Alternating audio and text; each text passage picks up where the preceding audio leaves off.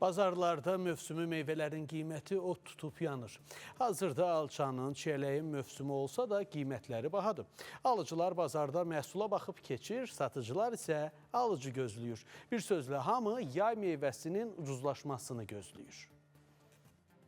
Alçanın qiyməti hal-hazırda 5-ə də var, 10-a da var, 8-ə də var. Çiyələyin qiyməti 3 manatdan 4 manata qədər belə qiymətlər dəyişir. Alça və çiyələk artıq tam mövsümündədir. Bu dövrdə məhsulun bol olması qiymətlərin enməsinə səbəb olmalıydı. Bəs mövsüm olmasına baxmayaraq qiymətlər niyə bu qədər bahadır? Silin çiyələkdir 6 manat. Mal gəlmir də, mal bağlaşır. Alçadakı bunlar məsələn 4 manatı biz də satırıq 4.50-yə 5-ə. Gələn deyib bahadır almırlar. Dolucaq yağı da elədir, qiymətlər batdı deyə qiyməti baha olur. Bazarlarda mövsüm olmayan meyvələrə də rast gəlmək mümkündür. Gilasın mövsümü iyun ayının əvvəllərindən başlasa da, bu meyvə vaxtından əvvəl bazara çıxarılıb. Qiyməti isə 10 manatdan yuxarıdır. Yaxşı gilasın qiyməti 12 manat, 15 manat. İndi may gilası çıxır, o da azdır. Gilasın qiyməti 10 manat. Hal-hazırda mövsüm meyvə deyil. Yəni təzə çıxdığına görə bu gilaslar panik gilaslardır. Yağış olanda məhsul yığımı biraz çətin olur. Belə ki, mallar az-az gəlir, çox gəlmir, külvət gəlmir.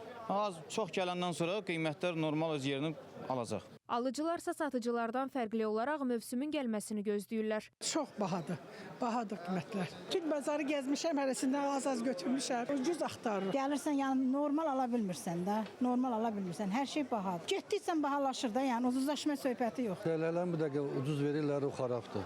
3-4-5 manat olanlar babaqda o da biraz bahadır. Kənd təsərrüfatı eksperti Akif Nəsirli məhsul qıtlığını və qiymətlərin baha olmasını ölkə ərazisində müşahidə olunan qeyri-sabit hava şəraiti ilə əlaqələndirir. Hava soyuq keçəndə həm meyvənin şişməsi prosesi zəifləyir, həm də yağışda havalarda yığmaq çətinləşir. Ona görə də bazara kütləvi çıxış təşkil oluna bilmir. Bu səbəbdən də alçanın qiyməti bahadır. Çiyələk.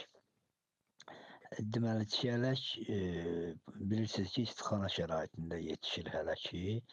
Havanın temperaturu 25 dərəcəni keçənə qədər çiyələk ilə istixanalarda yetişdiriləcəkdir. İstixananın da bilirsiniz ki, xərcləri var. Hava tam normallaşmalıdır ki, istixana xərcləri azalsın.